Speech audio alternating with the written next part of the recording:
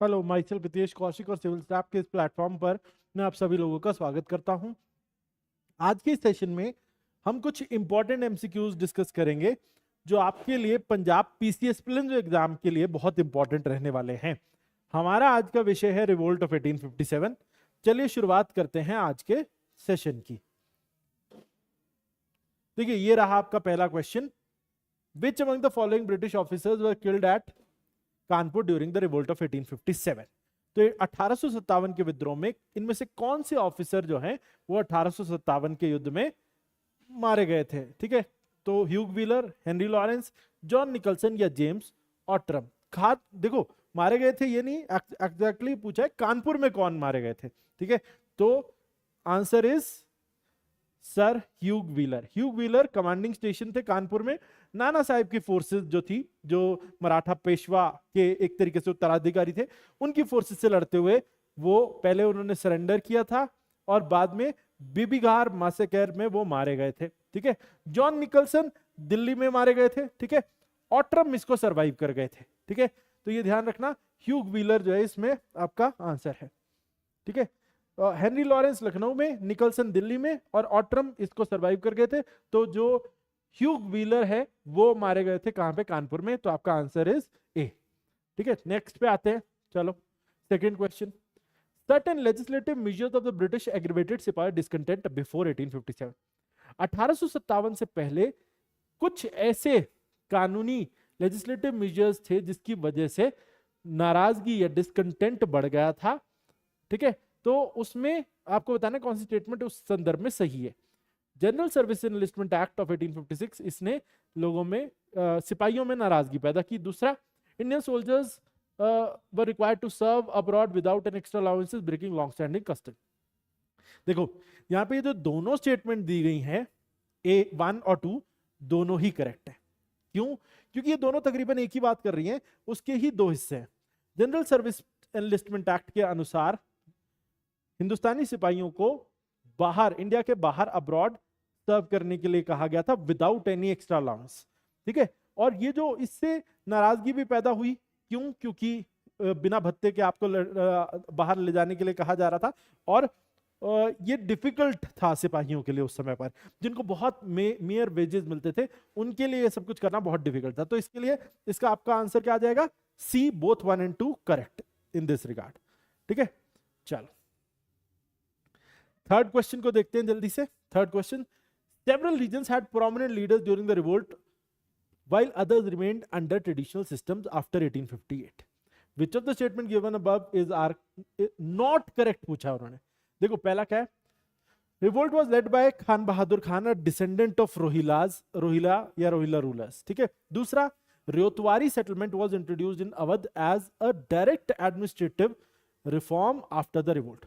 देखो, यहां जो दो स्टेटमेंट दिए, इसमें पहली स्टेटमेंट तो मैं क्लियरली कह सकता हूं ये ठीक है। बरेली रोहिलखंड रीजन था और खान बहादुर खान रोहिला डिसेंडेंट थे, उनको बेसिकली तो वो ही लड़े थे वहां से, रोहिलखंड से, तो उन्होंने लीड किया था रिवोल्ट को 1857 में रोहिलखंड से। ये नजीबुद्दौला की फैमिली डिसेंडेंट थे जिन्होंने खान बहादुर खान ने वहां से लीड किया। रियोतवारी सेटलमेंट की बात मैं करूं यहां पर, अवध में जब बाद में ये कहते हैं कि एडमिनिस्ट्रेटिव रिफॉर्म के तौर पे जमींदारी सिस्टम लगाया गया था, ना कि रियोतवारी। तो दूसरी स्टेटमेंट गलत है, लेकिन उसने पूछा नॉट करेक्ट कौन सी, तो 2 ही नॉट करेक्ट है। तो आपका आंसर बी आएगा इसमें, 2 नॉट करेक्ट। सेकंड वाली स्टेटमेंट गलत है वो, इसलिए नॉट करेक्ट, आपका आंसर बी आएगा इसमें। ठीक है जी, चलो डन। अब चलते हैं चौथे क्वेश्चन की तरफ। Religious sentiments were one of the key sparks for the uprisings in 1857। धार्मिक जो है वो रीजन थे जो 1857 के रिवोल्ट के। पहला, grease cartridges incident was one of the immediate causes of the revolt. Grease cartridges incident एक बहुत इंपॉर्टेंट कारण था इस रिवोल्ट का। ठीक है, दूसरा, cartridges were believed to be greased with cow and pig fat, offending both Hindu and Muslim sepoys. तो यहां पर आपको बताना है कौन सी स्टेटमेंट ठीक है। दोनों ही ठीक है, क्योंकि ये एक ही स्टेटमेंट के दो पहलू हैं। इसमें भी सेम वैसे ही ग्रीस कार्ट्रिजेस इंसिडेंट जो है वो मेन रीजन था रिवोल्ट का, इमीडिएट रीजन था। और साथ ही कार्ट्रिजेस जो थे वो P53 एनफील्ड राइफल के साथ जो शुरू किए गए थे, उसमें काव और पिग फैट का यूज था लुब्रिकेशन मटेरियल के तौर पे, जिसकी वजह से हिंदू और मुस्लिम दोनों ही उनको लग रहा था कि उनके धर्म के साथ छेड़खानी हुई है, तो या उनके बिलीफ के साथ छेड़खानी हुई है, तो आंसर इसका क्या आएगा? सी। ठीक है, तो दोनों ही करेक्ट हैं इस केस में, तो आंसर इज सी। ठीक है, चलो आगे चलते हैं नेक्स्ट क्वेश्चन की तरफ। Many rebel leaders met their end in different battles of 1857। ठीक है, 58, तो आपको बताना है कौन सी स्टेटमेंट इस संदर्भ में ठीक है। Rani Lakshmibai fought her last battle at Kalpi in June 1858। Nana Sahib led the revolt at Kanpur. ठीक है, अब इसमें से स्टेटमेंट सही कौन सी है, गलत कौन सी है, उसके हिसाब से आपको आंसर करना है और करेक्ट बताना है कौन सी है। तो देखो, रानी लक्ष्मीबाई वाली स्टेटमेंट जो है ना, ये गलत है। क्यों? अगर आप ग्वालियर जाएं, ग्वालियर मध्य प्रदेश में है, लेकिन वहां पर एक लक्ष्मीबाई पार्क है और वहां पर उसके बीचों बीच एक प्रतिमा है जहां पर रानी लक्ष्मीबाई घोड़े पर सवार है। वो जगह है जहां पर उनकी प्रतिमा लगाई है, जहां पर उनकी एक्चुअली में डेथ हुई थी, यानी ग्वालियर में उनकी मृत्यु हुई, कालपी में नहीं।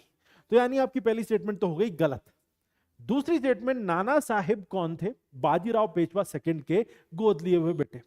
बाजीराव पेशवा सेकंड जब थर्ड एंग्लो मराठा वॉर में हारे थे 1818 में, उसके बाद से पेशवाशाही अबॉलिश कर दी गई थी। पेशवा की फैमिली को भेज दिया गया था कानपुर के पास बिठूर, और 1818 में के बाद से पूना से उन्हें बेदखल कर दिया गया था अंग्रेजों के द्वारा। और 1857 के रिवोल्ट में वहीं से जो है नाना साहिब सेकंड ने रिवोल्ट की शुरुआत की थी और अपने आप को पेशवा डिक्लेयर किया था मुगल बादशाह बहादुर शाह जफर का। ठीक है, तो यानी कि second is correct, first is wrong, which makes, अब क्योंकि करेक्ट पूछा था तो सेकंड इज करेक्ट, तो बी आपका आंसर इसमें आएगा। ठीक है, done. Next, British made significant policy changes after the revolt to avoid future uprisings. First, one of the result of revolt was end of East India Company's rule in India. देखो, बहुत सारे policy changes हुए थे इस revolt of 1857 के बाद, और पहला क्या था? ये one of the result was that company rule ended in India. हाँ बिल्कुल ठीक तो है। दूसरा, doctrine of lapse was strengthened. Doctrine of lapse ताकतवर हुआ और ज्यादा स्ट्रिक्टली अप्लाई किया गया 1858 के बाद। ये सही नहीं है। देखो, डॉक्ट्रिन ऑफ लैप्स ना, ये डलहौजी की पॉलिसी थी, और जब 1857 का रिवोल्ट हुआ तो उसके बाद इसको विड्रॉ कर लिया।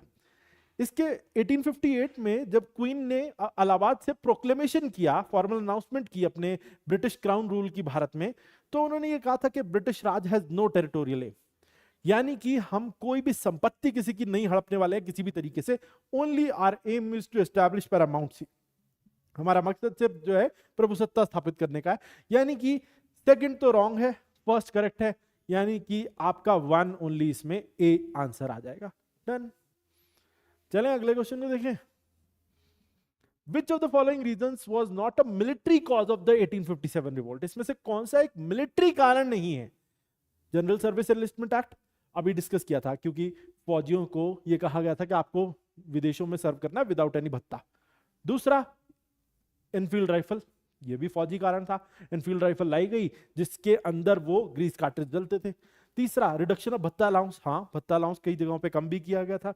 ये तीनों तो फौजी कारण है, मिलिट्री रीजन है।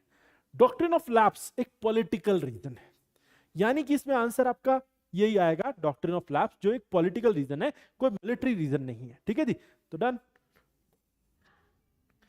Next, revolt in Bihar was led bye, Bihar में जो रिवोल्ट था 1857 का, वो किसने लीड किया था? देखो यहां पर खान बहादुर खान, कुंवर सिंह, मौलवी अहमदुल्ला और बखत खान, चारों को हम बता सकते हैं किसने कहां से लीड किया था। खान बहादुर खान ने बरेली से, रोहिला डिसेंडेंट थे। कुंवर सिंह थे जिन्होंने बिहार में जगदीशपुर से लीड किया। मौलवी अहमदुल्ला, इन्होंने लीड किया फैजाबाद अवध से। बखत खान ने लीड किया दिल्ली से। ठीक है, ये वो थे जो असल में ऑपरेशंस मैनेज कर रहे थे दिल्ली में, और रियल लीडर थे रिवोल्ट के दिल्ली से। नाम के लीडर आपको पता ही है, वो बहादुर शाह जफर थे। तो इसका आंसर क्या आएगा? ऑब्वियसली बी आएगा, कुंवर सिंह, जगदीशपुर बिहार के जमींदार, उन्होंने लीड किया था। ठीक है, next question, which city saw the leadership of बखत खान, अ फॉर्मर सूबेदार of artillery during the revolt? तो बखत खान ने कहां से? अभी मैंने बताया था, दिल्ली से लीड किया भाई, वो आर्टिलरी लीडर थे, उन्होंने दिल्ली से लीड किया। Answer is B. ठीक है, चलो देखो, कानपुर में नाना साहिब, दिल्ली में जनरल बखत Khan, on behalf of Mughal बादशाह बहादुर शाह जफर। बरेली में खान बहादुर खान, रोहिला डिसेंडेंट, और उसके बाद लखनऊ में बेगम हजरत महल और उनके बेटे बिजरीस कादिर। ठीक है जी, चल। 10th, in which year was title and pension of Bahadur Shah to formally withdrawn by the British after the revolt? इसमें से किस साल में जो बहादुर शाह जफर की जो पेंशन है वो विड्रॉ कर ली गई थी ब्रिटिश के द्वारा रिवोल्ट के बाद? Then answer is 1862। फॉर्मली वो जो विड्रॉ की गई थी उनकी पेंशन, देखो 1858 में ऑल्दो ब्रिटिश राज ने टेक ओवर किया, मुगल रूल खत्म हुआ, लेकिन अगले 4 साल तक मुगल बादशाह बहादुर शाह जफर को पेंशन दी गई अंटिल हिज डेथ इन 1862। ठीक है, चलो। The Sepoy regiment that first refused to accept the greased cartridges in Meerut was, वो सिपाही रेजिमेंट जिसने ग्रीस्ड कार्ट्रिजेस यूज करने से मना किया था मेरठ में, वो कौन सी थी? देखो मैं यहाँ पे एक चीज बता देता हूं।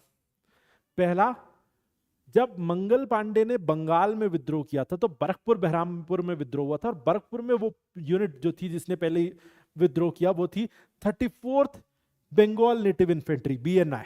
ठीक है, वो थी, तो ये बरकपुर में थी यानी बंगाल में। लेकिन फिर जिसने मेरठ में विद्रोह किया 1 महीने बाद, 1 या 1.5 महीने बाद, तो वो कौन सी थी? वो थी आपकी 3rd Bengal light cavalry. 3rd Bengal light cavalry के में 85 सिपाही 90 में से कह रहे थे कि हम ये यूज नहीं करेंगे, क्योंकि बंगाल से ऐसी खबरें आ रही हैं कि वहां पर मंगल पांडे को इसलिए फांसी चढ़ाया गया क्योंकि उसने ये मांग की थी कि गाय और सुअर की चर्बी जो है से लगी बंदूकें हम इस्तेमाल नहीं करेंगे, और वहां पर उनके साथ अन्याय हुआ। ठीक है, चलो, तो answer is 3rd Bengal light infantry. ठीक है, चलो next. The suppression of revolt in Jhansi was carried out by which British commander? जो suppression of revolt at Jhansi, Jhansi के में जो विद्रोह था उसको दबाने के लिए कौन सा ब्रिटिश ऑफिसर रिस्पॉन्सिबल है? Sir Hugh Rose, Colin Campbell, Henry Havelock या जेम्स ऑटरम? ठीक है, देखो इसका मैं बता देता हूं। अगर आपने वो कविता सुनी है, बुंदेले हर बोलों के मुंह हमने सुनी कहानी थी, खूब लड़ी मर्दानी वो तो झांसी वाली रानी थी, लक्ष्मी थी या दुर्गा थी वह स्वयं वीरता की अवतार, ऐसे आपने ये पोएम सुनी होगी। इसी पोएम में जो सुभद्रा कुमारी चौहान जी की एक कविता है, इसी में आगे एक पंक्ति आती है कि अब के सम्मुख ह्यूरोज आ गया, हाय गिरी अब रानी थी, बुंदेले हर बोलो के मुंह हमने सुनी कहानी थी। ठीक है, और यानी कि ह्यूरोज वो ऑफिसर था जिसने झांसी में रिवोल्ट को क्रश किया था। ठीक है, तो आंसर इज सर ह्यूरोज। ठीक है, तो यहां पर हम आज के अपने इस सेशन को समाप्त करते हैं। आई होप इस सेशन के जरिए आप अपनी इस टॉपिक को अच्छे से प्रिपेयर कर पाए हो। अगली बार हम अगले टॉपिक पर जाएंगे जिसमें हम रिवोल्ट ऑफ 57 से आगे के क्वेश्चंस डिस्कस करेंगे। ठीक है जी।